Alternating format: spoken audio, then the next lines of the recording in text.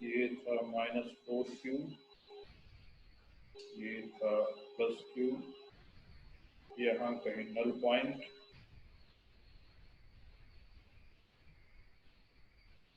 और y axis जो vertical axis था यहाँ से पास कर रहा था, तो हम चार्ज लेके इसी एक्सिस पे जा रहे थे, प्लस q0 चार्ज लेके यहाँ पे जा रहे थे। तो इस पॉइंट पे आके फोर्स की वैल्यू क्या हो जाएगी, 0 हो जाएगी। तो पहले इसको हम ड्रॉ कर लेते हैं, पहले इसके ग्राफ को हम ड्रॉ कर लेते हैं। ये हमने ले लिया पोजीशन, और ये हमने ले लिया फोर्स।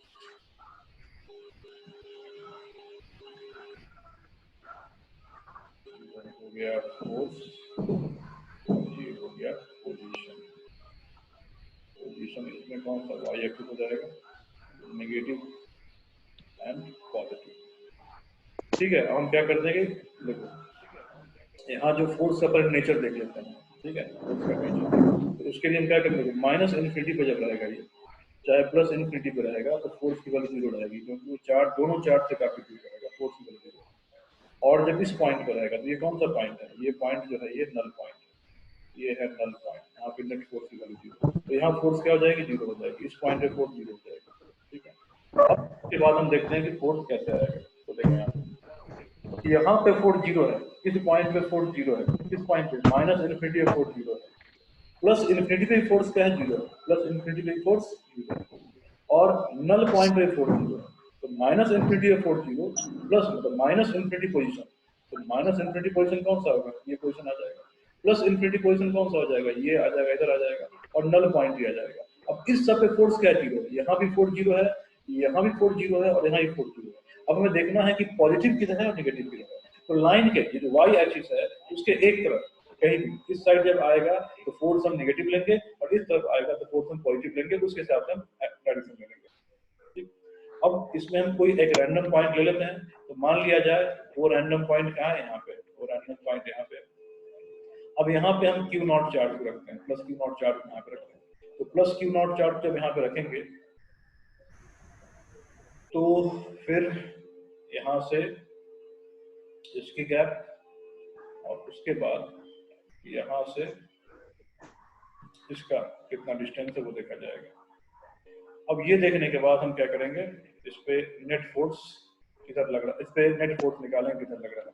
उसके लिए हमें इंडिविजुअल फोर्स देखना पड़ेगा। तो अगर मैं प्लस क्यू की बात करूं, तो प्लस क्यू जो है इसको इस लाइन पे इधर धक्का देगा, इस लाइन पे धक्का देगा।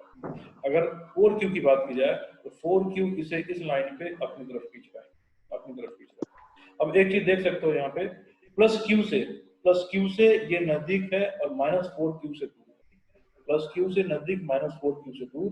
तो अगर हम यहाँ पे ले लें अलग अलग वैल्यू, ये ले लें R1 और ये ले लें R2, तो R1 हमेशा ग्रेटर देन क्या होगा, R2 के, R1 हमेशा ग्रेटर देन R2 के। और ये ले लें हम Q1 और ये ले लें Q2, ये ले लें Q2। तो और Q1 स्मॉलर देन क्या हो जाएगा, Q2 के, मॉड में कन्वर्ट हो जाएगा। ठीक है, तो फोर्स जो हो जाएगा, फोर्स इसके बीचों बीच, मतलब यहाँ से कहीं निकलेगा, इस डायरेक्शन में कहीं निकलेगा, इन दोनों का फोर्स जब सम वेक्टर सम लगाएंगे तो फोर्स निकलेगा इस डायरेक्शन में। तो हम लाइन के इधर वाला जो पार्ट है, इधर वाला पार्ट, इसको निगेटिव ले लेते हैं, और इधर वाले पार्ट को हम पॉजिटिव ले लेते हैं। ठीक है, अब इसमें तो फोर्स हमारा क्या नेगेटिव डायरेक्शन में है। तो यहाँ से कहेंगे फोर्स बहुत दूर जब होगा वो नेगेटिव डायरेक्शन में, बहुत दूर जब होगा तो नेगेटिव होगा। और फिर यहाँ पे सिमेट्रिकल ग्राफ नहीं बनेगा, यहाँ सिमेट्री नहीं बनेगा कि जैसा y एक्सिस इधर हो वैसा ही y एक्सिस उधर हो, सिमेट्रिकल ग्राफ नहीं बनेगा, असिमेट्रिकल ग्राफ बनेगा। अब माइनस इन्फिनिटी पे फोर्स क्या है, यहाँ पे फोर्स क्या है, 0 है, यहाँ पे फोर्स 0 है।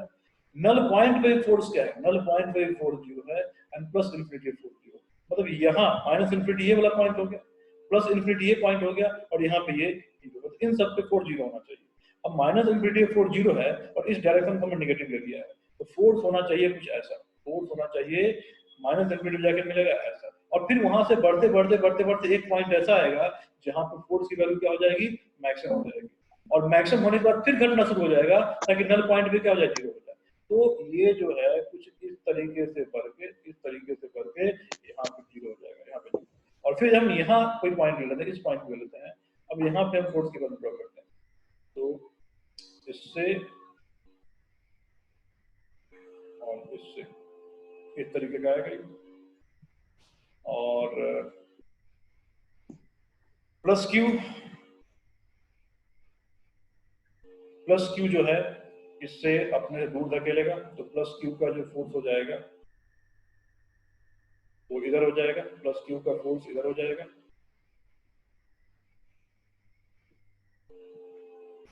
प्लस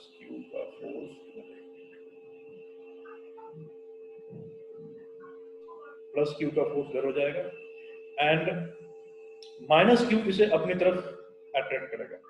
तो माइनस क्यू जब इसे अपनी तरफ अट्रैक्ट करेगा, तो माइनस क्यू इसको अपनी इस लाइन पे,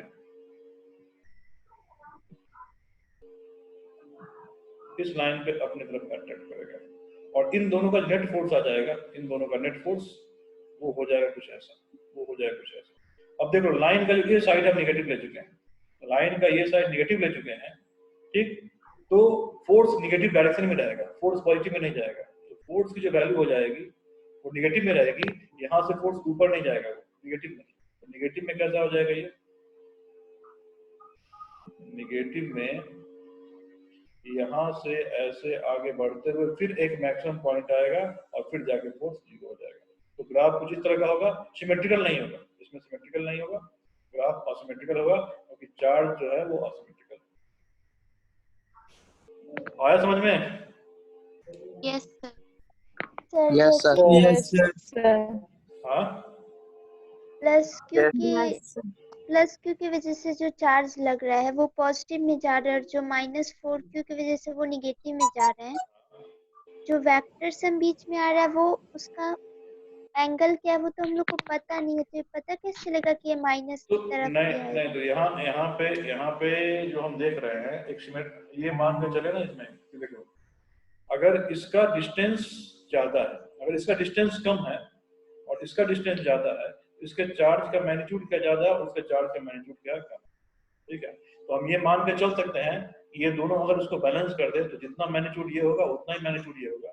तो यहाँ पे जो हमने फिगर बनाया उस फिगर के साथ ले सकते हैं ना कि दोनों का एरो लेंथ क्या होना चाहिए, करीबन सेम होना चाहिए, दोनों का एरो लेंथ सेम होना चाहिए। तो उसमें जो है तुम्हारा कुछ इस तरीके से जाएगा। यस। तो यहाँ पे एक रफ स्केच बनाना है तुमको, फुल ऑन ग्राफ नहीं बनाना है, रफ स्केच पे। क्वेश्चन में भी आएगा तो रफ स्केच ही आएगा तुम्हारा, क्वेश्चन में भी हल्का रफ स्केच ही आएगा। ओके, तो ये ग्राफिकल सारा काम हो गया।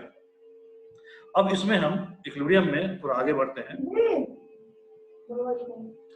नेक्स्ट देखेंगे, ये अभी टॉपिक चल रहा है चार्ज इन इक्विलिब्रियम। तो ये जो -4, हाँ, तो ये जो -4 क्यू वाला था ना, उसमें x एक्सिस पे -इंफिनिटी से इंफिनिटी जाने पे क्या ग्राफ होगा वो भी बता दीजिए ना। अच्छा वो भी बता दें, वही तो बता रहा था मैंने। यस मतलब नो सर, वो 4Q और Q वाले के लिए मना किया गया था ना, ये वाला बता दीजिए, बनाए हैं एक बार मिलाना है। अच्छा माइनस, एक मिनट देख लो कुछ ऐसा होगा। सीधे हम एक रफ स्केच बनाए थे मिलाना से, समझाएंगे नहीं। यहाँ पे -4Q है, यहाँ पे +4Q है, और नल पॉइंट यहाँ पे आ जाएगा, नल पॉइंट यहाँ पे आएगा। अब इसमें इसको बांटो इस सेक्शन में, ठीक है। ये -Q है, ये -Q है, तो यहाँ पे अगर +Q0 को रखोगे, तो ये इसे अपनी तरफ खींचेगा और ये धक्का देगा, ये नजदीक है तो फोर्स क्या हो जाएगा, तो पहले वाले सेक्शन के लिए ग्राफ ये हो जाएगा, ठीक है। पहले वाले सेक्शन में ग्राफ ये हो जाएगा। बीच में कहीं रखोगे, बीच में, यहाँ बीच में अगर Q0 को रखते हो, ये इसे अपनी तरफ खींचेगा और ये इसे अपनी तरफ खींचेगा, और ये धक्का देगा इसको, ये धक्का देगा। एक पॉइंट ऐसा आएगा जहाँ मिनिमम होगा, वो मिनिमम पॉइंट यहाँ पे आएगा। ग्राफ कुछ इस तरह से, ग्राफ जो है कुछ इस तरह से यहाँ चला जाएगा, वो बीचों बीच, ये जो मिनिमम पॉइंट बीचों बीच नहीं आएगा, ठीक है। और उसके बाद जब यहाँ पे कहीं रखेंगे, यहाँ पे, तो ये इसको अपनी तरफ से इधर धक्का देगा और ये इधर, तो फोर्स अगेन क्या हो जाएगा, ये निगेटिव हो जाएगा, फोर्स निगेटिव हो जाएगा। और ये नल पॉइंट, तो फोर्स यहाँ निगेटिव ऐसा होते हुए यहाँ जाके फिर कुछ ऐसा हो जाएगा, तो ये ग्राफ बन जाएगा। ये ऐसा जाते हुए थोड़ा ऊपर जाएगा और फिर इस तरीके से ऐसा कुछ होगा ग्राफ। समझ में आया? और जब -2, हाँ, यस सर, और जब -2 लाएंगे तो यही सब नीचे आ उल्टा हो जाएगा। जाएगा। -q में ये यहाँ आ जाएगा, ये कुछ ऐसा आ जाएगा ऐसे, और ये ग्राफ जो है यहाँ से ऐसे जाते हुए चला जाएगा।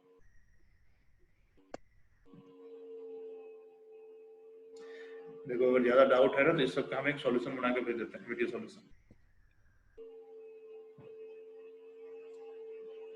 इस सब का एक वीडियो सॉल्यूशन बना के हम भेज देंगे। कल तो छुट्टी है ना, तो आज कल ही बना के भेज देंगे, उसमें देख लेना। उसके बाद भी फिर अगर डाउट रह जाए फिर पूछ लेना, उसमें डिटेल एक्सप्लेनेशन होगा। अभी हम यहाँ आगे बढ़ते हैं। अब जो नेक्स्ट टॉपिक करने जा रहे हैं ये चार्ज इन इक्विलिब्रियम का ही पार्ट है। चार्ज इन इक्विलिब्रियम का ही पार्ट है।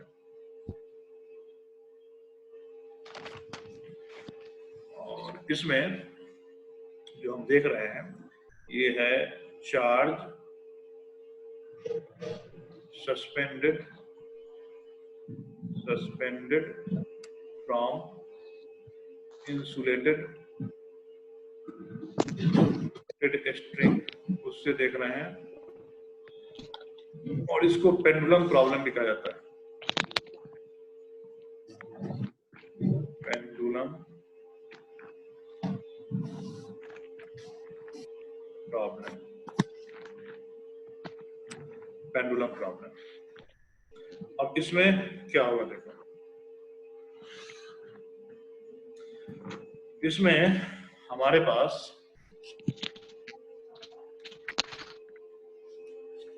जो है कुछ इस तरह का सिनेरियो होगा। इसको भी क्वेश्चन से ही करते हैं।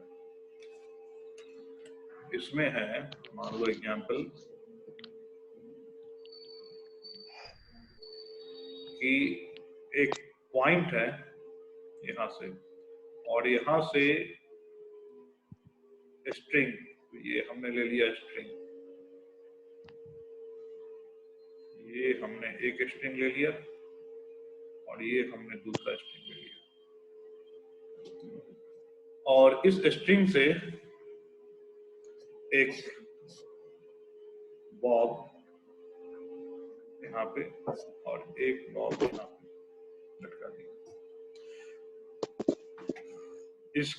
इस पे चार्ज Q1 और इसका मास M1, इस पे चार्ज Q2 और इसका मास M2। अब इसमें 3 केस बनते हैं, इसमें 3 केस। अब मोस्ट ऑफ केस जो क्वेश्चन आधारित होता है उस मोस्ट ऑफ केस में Q1 इक्वल टू Q2 रहेगा, मतलब दोनों पे चार्ज क्या रहेगा, सेम रहेगा।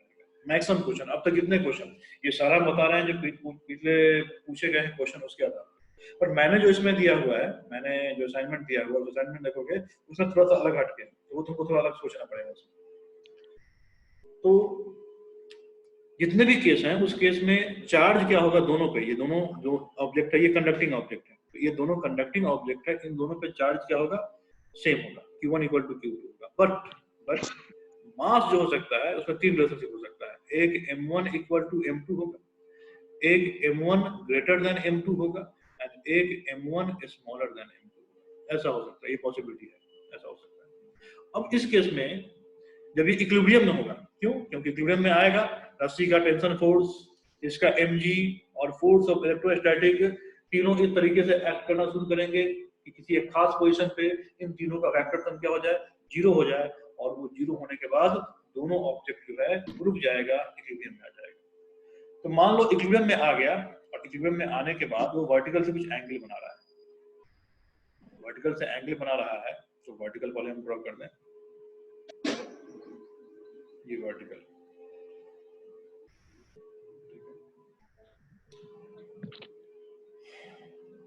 और ये एंगल है θ1 और ये एंगल है θ2। तो पहला केस के लिए इसमें क्या होगा, इसमें θ1 इक्वल टू θ2 होगा, θ1 ग्रेटर देन θ2 होगा एंड θ1 स्मॉलर देन θ2। तो डिफरेंट केस है, उन सब केस में इनमें तीनों में से कौन सही होगा वो बताना है।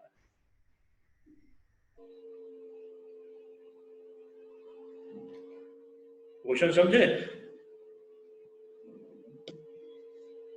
यस एक बार और रिपीट। अरे ये दोनों स्ट्रिंग है, ये दोनों जो है ना इंसुलेटेड स्ट्रिंग है, ये जो है जो बांधा हुआ है ये कह लो चाहे ये कह लो, ये दोनों जो है इंसुलेटेड क्या है, स्ट्रिंग है, इंसुलेटेड रस्सी है, ठीक है। और यहाँ जो रेड कलर से दिखाया गया है, रेड कलर से, ये क्या है, कंडक्टिंग ऑब्जेक्ट है, और दोनों की ये ऑब्जेक्ट 1 है और ये ऑब्जेक्ट 2 है, एक पे चार्ज Q1 और एक पे charge Q2। Most of case में Q1 इक्वल टू Q2 होता है, तो हम यहाँ पे इस एग्जांपल में यही लेके चलेंगे कि दोनों पे चार्ज क्या है, सेम है, दोनों पे चार्ज कितना है Q, Q1 equal to Q2 कितना है Q, मतलब दोनों पे सिमिलर तरह का चार्ज, सेम तरह का चार्ज सेम तरह का, और चार्ज का नेचर भी क्या होगा, सेम होगा, तभी तो रिपल्सन होगा ना। चार्ज का नेचर जब सेम होगा, पहले कैसा रहा होगा, ये पहले जो है बिल्कुल ऐसे रहा होगा, एक यहाँ पे और एक दूसरे बगल में, बिल्कुल अगल बगल में रहा होगा, अनचार्ज रहा होगा, तब दोनों पे हमने सेम चार्ज डाल दिया, दोनों में सेम चार्ज डालने के बाद क्या होगा, दोनों पे रिपल्सन आएगा, दोनों दूर जाके इक्विलिब्रियम में आएंगे। तो ये मान लो इक्विलिब्रियम की कंडीशन है, यहाँ पे इस तरह की इक्विलिब्रियम कंडीशन है। अब दोनों का मास जो हो सकता है सेम हो सकता है, m1 इक्वल टू m2 हो सकता है, एक का बड़ा हो सकता है, एक का छोटा हो सकता है। इसमें जो हमने पहला केस लिया और ये दूसरा केस है और ये तीसरा केस है, और ये क्या है, ये इक्विलिब्रियम कंडीशन, ये है इक्विलिब्रियम कंडीशन। तो एट इक्विलिब्रियम अगर m1 इक्वल टू m2 है, दोनों का मास भी सेम है, चार्ज तो सेम है ही, दोनों का मास भी सेम है, तो जो एंगल बना रहा है दोनों रस्सी वर्टिकल से θ1 θ2, तो उसमें क्या रिलेशनशिप होगा, θ1 इक्वल टू θ2 होगा, सेम होगा, θ1 ग्रेटर देन θ2 होगा एंड θ1 स्मॉलर देन होगा। तीनों केस के लिए बताना है, मास जब दोनों का सेम हो, m1 ग्रेटर देन m2 हो और m1 स्मॉलर देन m2। तो मास जब दोनों का सेम होगा तो एंगल क्या होगा, सेम के अलग अलग, सेम होगा ना, सिमेट्री, ठीक है। तो मास जब सेम होगा तो दोनों का एंगल सेम होगा, तो हम कह सकते हो कि ये हो जाएगा। अच्छा, अगर m1 मतलब ये जो है, ये m1, सेकंड वाला केस क्या है कि m1 ज्यादा भारी हो जाए और m1 जो है कम भारी से हल्का हो, उस केस में कौन एंगल बड़ा होगा, θ1 की θ2? θ1 छोटा होगा, θ2 बड़ा होगा, θ2 बड़ा होगा सर, θ1 छोटा। ठीक है, θ2 बड़ा होगा, तो मतलब ये वाला केस आ जाएगा, θ1 छोटा हो जाएगा। और अगर ये हो गया तो ये केस हो जाएगा, θ1 बड़ा होगा, इतना तो हम सिंपल ऑब्जर्वेशन से, लॉजिक से निकाल सकते हैं, इस चीज को लॉजिक से निकाल सकते हैं। अब इसी का एक मैथमेटिकल प्रूफ है, जिसको हम लामीन थ्योरम से प्रूफ करते हैं, तो ये अभी हम नहीं बता रहे हैं, बस लामीन थ्योरम से इसको प्रूफ करना है, मैथमेटिकल प्रूफ है इसका। ये तो हमने लॉजिकली बता दिया ना, इसी चीज को मैथमेटिकली लामीन थ्योरम से प्रूफ करना है, तो अगर हो सके तो ट्राई करना है इसको। अब हमें यहाँ पे क्या करना होता है कि ये जो इक्विलिब्रियम आ गया, अब इसी इक्विलिब्रियम जो पे कई तरह के क्वेश्चन होते हैं, कई तरह के क्वेश्चन, ये एंगल कितना होगा उसको फाइंड करना है, ये जो चार्ज है उसको फाइंड करना है, इस तरह बहुत सारे क्वेश्चन होते हैं। तो पहला क्वेश्चन तो ये एंगल का ही आ गया, पहला क्वेश्चन दोनों एंगल के बीच में रिलेशनशिप, और एंगल के बीच में रिलेशनशिप आने के बाद हो सकता है तुमको ये L दे दिया गया होगा, दोनों पे इलेक्ट्रोस्टैटिक फोर्स कितना लग रहा है वो निकालना है, या रस्सी में टेंशन कितना है वो निकालना है, ठीक है। तो यही डिफरेंट तरह के क्वेश्चन होते हैं, उसी क्वेश्चन को यहाँ पे हम देखेंगे। तो इसी को हम फिर से हटा रहे हैं और अब इसको हम ड्रॉ करते हैं फिर से फ्रेशली, कि यहाँ पे आ गया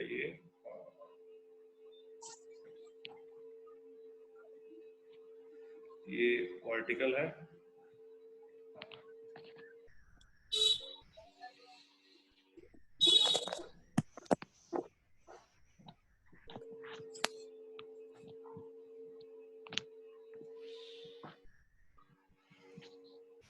चार्ज Q मास M, ये रखा गया है। अब सपोज करो ये डिस्टेंस कितना है, L है, ये डिस्टेंस L है, ये डिस्टेंस भी L है, ठीक है, ये दोनों डिस्टेंस L है। तो तुम्हें इसमें क्या करना है, इस सिनेरियो के लिए फाइंड चार्ज, मान लो नहीं दिया गया, चार्ज जो है नहीं दिया गया, चार्ज अननोन है, सेम चार्ज है, ये है charge on each conducting ball is same in magnitude and nature में भी सेम है। then find its value in terms of और ये एंगल भी तुमको दिया गया, ये एंगल थीटा दिया गया, in terms of other parameter, जो अदर पैरामीटर दिए गए हैं, जैसे L दिया गया है, M दिया गया है, थीटा दिया गया है, तो उसके टर्म्स में ये चार्ज कितना होगा, इस पे कितना चार्ज, किसी एक पे कितना चार्ज होगा, ये निकालना है, ठीक है। और वो जब चार्ज निकल जाए, नेक्स्ट में टेंशन है, वो टेंशन कितना है वो निकालना है। तो पहले हमको चार्ज निकालना है कि दोनों बॉल पे ये है कि सेम तरह का चार्ज है, दोनों पे कंडक्टिंग बॉल पे सेम चार्ज का मैग्नीट्यूड सेम है और नेचर भी सेम है, या तो पॉजिटिव या नेगेटिव। तो वही चार्ज कितना होगा हमें निकालना है। तो इस क्वेश्चन को कैसे करते हैं, तो इस क्वेश्चन को दो तरीके से कर सकते हैं। एक तो नॉर्मल जो फोर्स बैलेंसिंग मेथड उस तरीके से कर सकते हैं, और एक लामी थ्योरम से करेंगे। कि लामी थ्योरम क्या है, याद है लामी थ्योरम? यस अगर किसी ऑब्जेक्ट पे 3 फोर्स लग रहे हैं और उनका वेक्टर सम 0 होगा, तो एंगल के बीच में होता है ना कि force F1 upon sine alpha, F2 upon sine beta and F3 upon sine gamma, इसका रेशियो क्या होता है, सेम होता है। तो लामी थ्योरम ये होगा, इसको इस्तेमाल करेंगे। तो सबसे पहले इसमें हम मेथड फर्स्ट अप्लाई करते हैं, method first normal force balancing method से। अब देखो, ये अगर इक्विलिब्रियम में है, ये जो चीज इक्विलिब्रियम में है, इसके बीच इस तरह से इक्विलिब्रियम में होगा, ये एंगल थीटा होगा, ये एंगल थीटा होगा, दोनों एंगल थीटा हो जाएगा, इक्विलिब्रियम में होगा। तो हम इसमें से कोई भी एक ऑब्जेक्ट निकाल लेंगे, कोई भी एक ऑब्जेक्ट, और उस ऑब्जेक्ट पे लगने वाले हर एक फोर्स को ड्रॉ कर देंगे। तो ऑब्जेक्ट पे कौन कौन फोर्स लग रहा होगा, तो पहले हम फोर्स देख लेते हैं कौन कौन फोर्स होगा इसमें। तो अगर मैं इसकी बात करूं, तो इस पे एक नीचे लग रहा होगा, mg लग रहा होगा, इस ऑब्जेक्ट पे नीचे एक फोर्स लग रहा होगा, mg। और कौन कौन लग रहा होगा, तो रस्सी अपना फोर्स लगा रहा होगा, रस्सी जो है अपना फोर्स लगा रहा होगा, कौन सा, इधर टेंशन वाला फोर्स, ये रस्सी का फोर्स हो जाएगा। एंड साथ में फोर्स ऑफ रिपल्सन लग रहा होगा इधर,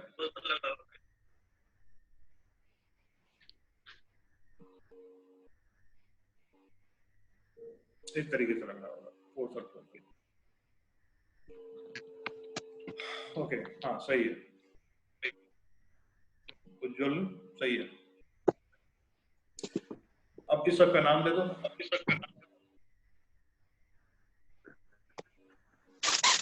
तो ये जो है टेंशन का फोर्स है, ये mg है, और ये फोर्स ऑफ इलेक्ट्रोस्टैटिक रिपल्सन। अब इस सब का सम, किसका, टेंशन का प्लस mg का प्लस फोर्स ऑफ इलेक्ट्रोस्टैटिक, इस सब का सम क्या है, 0। तो ये तो इस्तेमाल करेंगे हम, लामी थ्योरम इस्तेमाल करेंगे। मुझे इसको म्यूट करना पड़ेगा, आवाज हो रहा है। इसको इस्तेमाल करेंगे लामी थ्योरम में। यहाँ तो हम सिंपल फोर्स बैलेंसिंग उसको इस्तेमाल करेंगे। तो फोर्स बैलेंसिंग कैसे लगेगा, तो ये जो तीनों फोर्स मिला है, इन तीनों फोर्स को हम कंपोनेंट में ब्रेक करके ऐड करेंगे। और कंपोनेंट में ब्रेक करने के लिए हमें क्या किया जाता है, हमें वो रेक्टेंगुलर कोऑर्डिनेट सिस्टम का इस्तेमाल करना होता है। अब इसमें हम रेक्टेंगुलर कोऑर्डिनेट सिस्टम को ले रहे हैं, 2 लाइन ले रहे हैं, तो एक लाइन तो ले लो ये, एक लाइन तो ले लो ये, इसी पे जो लाई करता है, एक लाइन ये हो गया, और एक लाइन यहाँ पे ऐसे ले लो, जिसमें mg चला जाएगा। अब यहाँ जो है फोर्स को देखो, जो प्रोसेस बता रहे हैं हमेशा क्वेश्चन में इस तरह का प्रोसेस करोगे। अब इसमें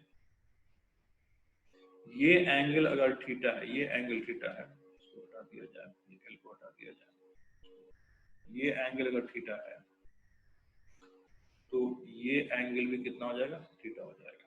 और ये जब थीटा हो जाएगा तो देख सकते हो कि एफ ई तो इसी के अलोंग है, एफ ई इसी के अलोंग है, एम जी तो एक्सिस के अलोंग है, इस एक्सिस के अलोंग है। अब टेंशन जो है, ये टेंशन फोर्स, इसको हम दो कंपोनेंट ब्रेक कर सकते हैं। टेंशन का एक कंपोनेंट जो है ऊपर आ जाएगा, टेंशन का एक कंपोनेंट जो होगा ये ऊपर आ जाएगा इस तरीके से, और टेंशन का एक कंपोनेंट आ जाएगा एक्स एक्सिस तरीके से। तो टेंशन का जो कंपोनेंट ऊपर होगा उसको हम लिख देंगे टी कॉस थीटा, और टेंशन का एक कंपोनेंट जो आ जाएगा टी साइन थीटा हम ऐसे लिखेंगे। अब चूंकि ये इक्विलिब्रियम में है, ये चार्ज मान लो चार्ज 1 मान लेते हैं, तो लिखेंगे कि as charge 1 is in equilibrium, hence इस पे जो एफ नेट होगा वो 0 हो जाएगा। अब इस एफ नेट को हम दो कंपोनेंट में ब्रेक करेंगे, एक एक्स कंपोनेंट, एक वाई कंपोनेंट। ये एक्स एक्सिस है और ये वाई एक्सिस है, तो नेट फोर्स 0 है। इसका जो कंपोनेंट होगा एक्स के अलोंग वो भी 0 हो जाएगा, और इसका कंपोनेंट जो होगा वाई के अलोंग वो भी 0 हो जाएगा। अब वो 0 जब हो जाएगा तो टेंशन mg को बैलेंस करेगा, टेंशन का जो कंपोनेंट है mg को बैलेंस करेगा, एंड टेंशन का जो हॉरिजॉन्टल कंपोनेंट है वो Fe को बैलेंस करेगा। तो यहाँ से हम लिख सकते हैं Fe इक्वल टू 0 लिख सकते हैं कि टेंशन का हॉरिजॉन्टल कंपोनेंट जो T sin थीटा है वो Fe को बैलेंस करेगा, और टेंशन का जो vertical component T cos theta वो बैलेंस करेगा mg को, और ये इक्वेशन फर्स्ट और ये इक्वेशन सेकंड। अब इक्वेशन फर्स्ट बाय सेकंड कर दो, इक्वेशन फर्स्ट बाय सेकंड, तो यहाँ से क्या आ जाएगा, T sin theta upon T cos theta equal to Fe upon mg आ जाएगा। इसको यहाँ से कैंसिल आउट करो, tan theta equal to Fe upon कितना हो गया, mg आ गया। देखो इस तरह के प्रॉब्लम में ये चीज सबसे पहले निकाल दोगे, tan theta equal to Fe upon mg। जितने भी क्वेश्चन हैं उसमें 90% से ऊपर में ये चीज कैलकुलेट होती है, इसको पहले से निकाल कर रख लोगे। टेंशन जो हो जाएगा इलेक्ट्रोस्टैटिक फोर्स अपॉन जो ग्रेविटेशनल फोर्स है उसका रेशियो आ जाएगा, ये सॉरी tan थीटा आ जाएगा उसका।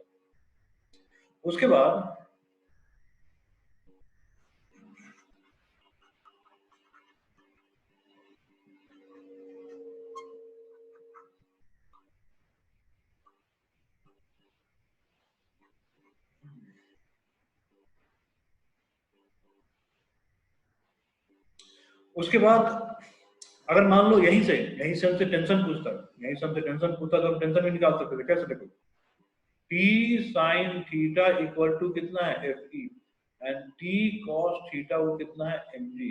अब क्या करो, इसको स्क्वायर कर दो दोनों तरफ और इसको स्क्वायर कर दो दोनों तरफ, तो यहाँ से T square sin square theta equal to आ जाएगा Fe square, and T square cos square theta equal to आ जाएगा mg स्क्वायर, और इन दोनों को कर दो ऐड, इन दोनों को ऐड करोगे तो T स्क्वायर कॉमन हो जाएगा, and sin square theta plus cos square theta ये आ जाएगा, and Fe square plus mg square आ जाएगा, और T की value root over Fe square plus mg square. अगर टेंशन की वैल्यू पूछता तो उसको रेट करने का फॉर्मूला ये होता है। इसमें थीटा का वैल्यू बहुत कम मान के cos theta is equals to 1 नहीं कर सकते? वो क्वेश्चन में अलग से दिया गया होगा, जब तक न दिया गया हो कि जो लेंथ है स्ट्रिंग लेंथ और जो सेपरेशन, वो कई क्वेश्चन में दिया गया होता है कि जिस केस में ये जो मान लो ये हम अगर ले लेते हैं कितना, ये यहाँ से यहाँ तक का गैप अगर हम ए ले लेते हैं और क्वेश्चन में दिया गया हो कि एल मच ग्रेटर देन ए, ठीक है, एल मच ग्रेटर देन ए, वहां पे इस तरह का अप्रोक्सीमेशन लगा सकते हैं।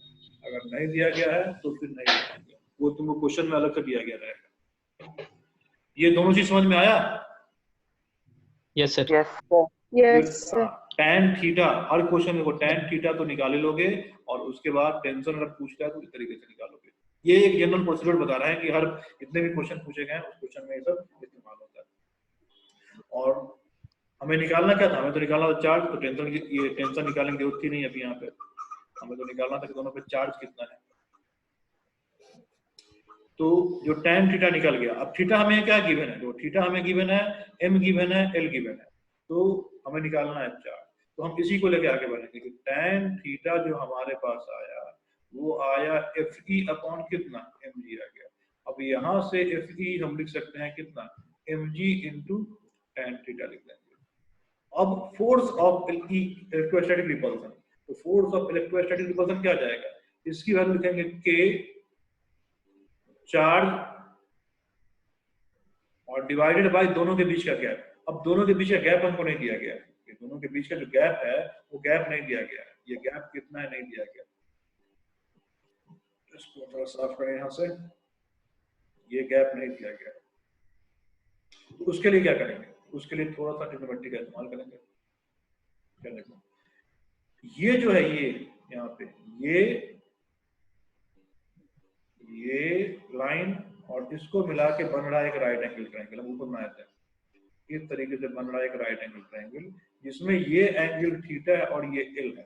तो ये वैल्यू निकाली जा सकती है, कितना है ये tan थीटा से निकल जाएगा। tan थीटा से, तो tan थीटा के लिए परपेंडिकुलर अपॉन बेस चाहिए ना। तुम्हारे पास यहाँ पे ये 90 है, एल sin थीटा से निकल जाएगा। Sine theta, L sin theta. हाँ तो ये हो जाएगा L sine theta, L sine theta. तो ये वैल्यू हो गई एल साइन थीटा, तो ये भी कितनी हो जाएगी एल साइन थीटा हो जाएगा। मतलब दोनों चार्ज के बीच का गैप कितना हो जाएगा 2l साइन थीटा होगा। Yes sir. तो यहाँ पे फोर्स वाले फॉर्मूला में क्या लिखेंगे k q1 q2 upon are square होता है, तो आर स्क्वायर यहाँ पे क्या जाएगा 2l साइन थीटा का क्या जाएगा होल स्क्वायर आ जाएगा। ये mg इंटू कितना आ जाएगा tan थीटा आ जाएगा। अब यहाँ से हमको वही ये जो आ गया वैल्यू फर्दर,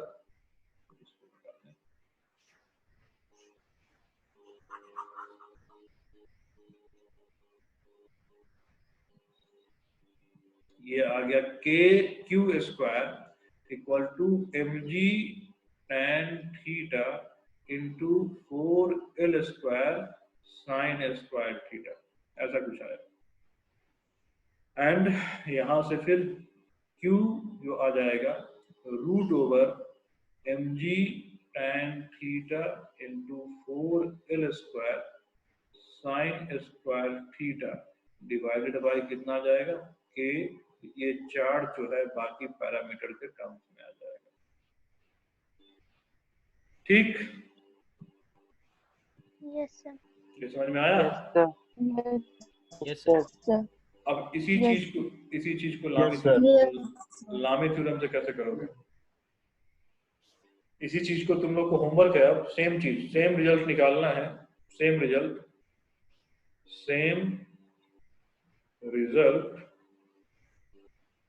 using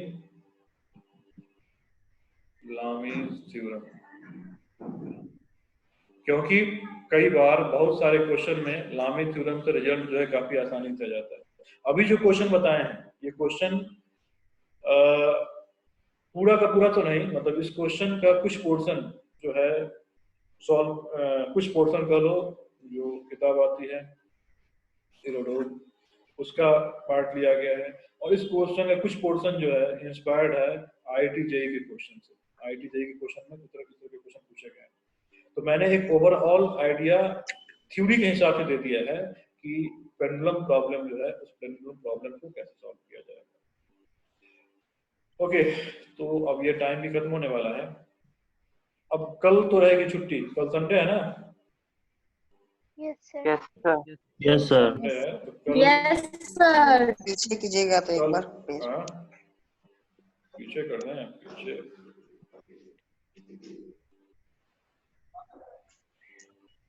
सर, इससे ही पीछे जिसमें लिखा हुआ था, इससे ही पीछे करना। सर अब बुक या किसी चीज से क्वेश्चन बन सकता है, मतलब अभी किसी चीज से क्वेश्चन बना सकते हैं। अभी नहीं बनेगा, अभी नहीं बनेगा, थोड़ा वेट कर लो।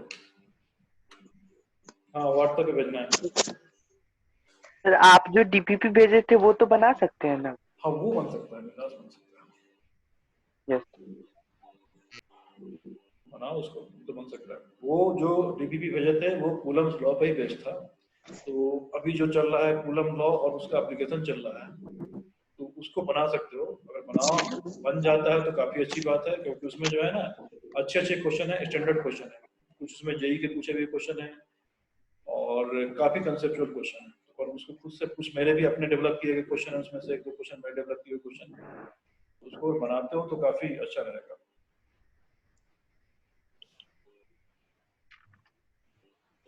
तो सर वो कल डीपीपी हाँ सर वो बोल रहे थे कि वो डीपीपी ना मतलब पहले दिन बनाए थे ना जब आप दिए थे तो नहीं कुछ बन रहा था, फिर अगले दिन देखे कि क्लास में ना आप कुछ कुछ बताए एप्लीकेशन, तो उससे उसमें क्वेश्चन था, इसलिए सोचे उसको बाद में बनाएंगे तो बनेगा। नहीं, ट्राई करते रहो, ट्राई करते रहो। तुमको करना है आईआईटी का एग्जाम देना है, तो आईआईटी चाहता है कि तुम्हारी थॉट प्रोसेस अच्छी हो। मेरा पढ़ाई का तरीका बिल्कुल सही होता है, हम शुरू में कुछ बता देते हैं और आगे सोचने के लिए कुछ क्वेश्चन देते हैं। तुम अपने थॉट प्रोसेस को डेवलप करो कि मेरे बताने से पहले अगर बना लेते हो तो that is more beneficial. Sir उसमें से कुछ बना है तो उसको चेक कैसे करेंगे सर कि सही बना है गलत? अरे हम उसका सॉल्यूशन दे देंगे ना, वो चेक कर लेना। ये वो पूरा का पूरा प्रोसेस की तरह है, सही समय आने पे ना सही चीज मिल जाएगी तुमको। यस ठीक है, तो ये सेशन खत्म हो रहा है, मैं अगले में लॉगिन करो, फिर बताते हैं क्या करना है।